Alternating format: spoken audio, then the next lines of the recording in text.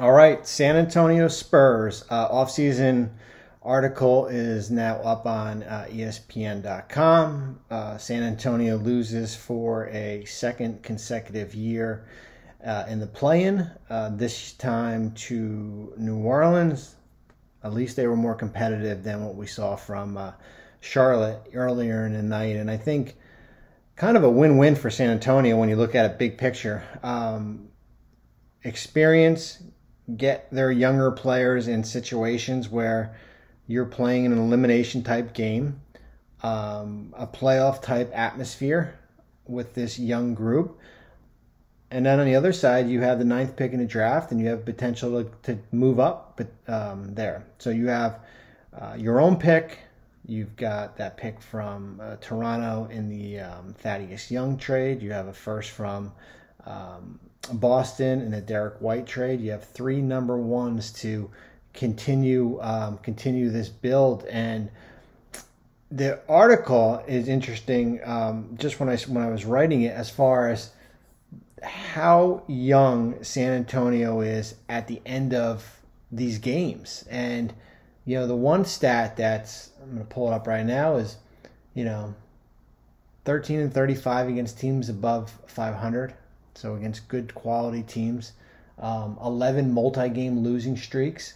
And then here's the big thing. Games decided by 5 points or less in the fourth quarter.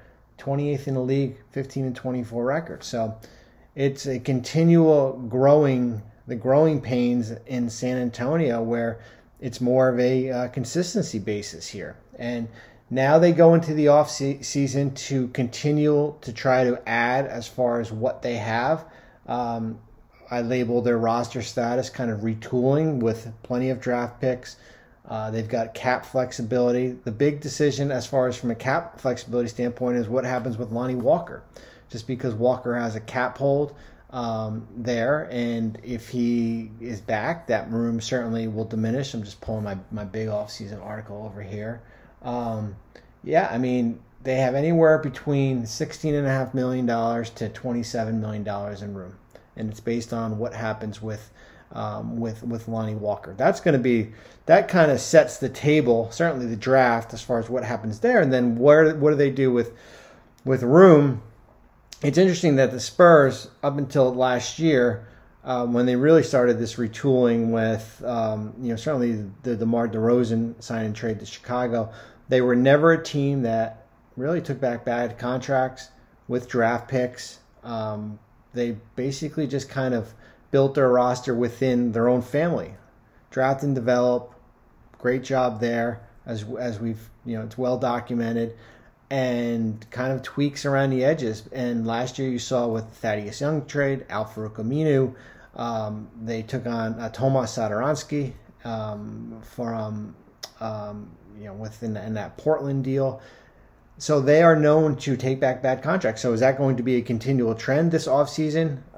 Do they do it again if you can get more draft picks? So different ways they can look at it from a cap perspective, but you're looking at anywhere from 16 to $27 million in cap room, and that includes their 3 first-round picks. And based on if they keep them all, if they consolidate them, if they move out, cap space is going to fluctuate. The other big thing is that you have to figure out is what happens with Keldon Johnson. Where do you see him? He's rookie extension eligible. We've seen San Antonio in the past take an aggressive approach with Dejounte Murray, Derek White, 2 players that got extensions. Lonnie Walker did not get an extension last offseason. And where does San Antonio see how Keldon Johnson fits in? Career high 17 points this year. 42% on catch and shoot threes. Top 15 among players who shot over 200 attempts. The interesting thing is that, this kind of goes for all players who are rookie extension eligible. Players don't come off the board if you're not a max player in the early part of free agency. It's a trend that doesn't happen. The only player that's happened to was Robert Williams last year in Boston, and that was about 3 weeks after free agency started. Everyone, the non-max players, extensions, if there's a deal to be made, happens right up until the last day before the regular season, which is the deadline. So when Johnson doesn't get an extension off the bat, keep an eye on, towards the end of or to mid-October here as far as what a deal. And I mean, I see him as a, $15, $16 million player. As I said in the Charlotte video, Mikal Bridges is at 4 for 90, and he's not Mikal Bridges. No offense. So I see, 4 for 64. I would be comfortable doing with him and lock him up there. So Keldon Johnson is certainly a player to keep an eye on. Dejounte Murray is extension eligible also this offseason. That's another player. But I like where San Antonio is going, but now it's going to be like, what's going to be the next step? They've made it known that it's going to be a roster of development, build through the draft. They're younger players, and they're certainly going to have that opportunity here with the 3 first-round picks. The core of this roster, and I'm just going to go down to their cap ledger. Here's the other thing, too. They've got 12 players under contract, 3 first-round picks. So everything doesn't add up here. And Walker is a restricted free agent here. So you've got the partials on Zach Collins, Keita Bates-Diop, Trey Jones, Jock Landale. And then when you factor in 3 first-round picks, that's 15. You're at the maximum already. So what are you going to do?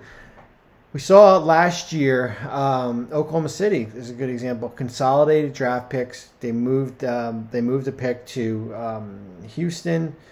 Got 2 future ones. Is that something that maybe San Antonio does for a team that doesn't have a 1 when we get closer to that June 23rd draft? But plenty of options as far as how this roster is going to. They basically check the boxes for everything. They've got draft assets, they've got young players, and they've got cap flexibility here to kind of continue that build.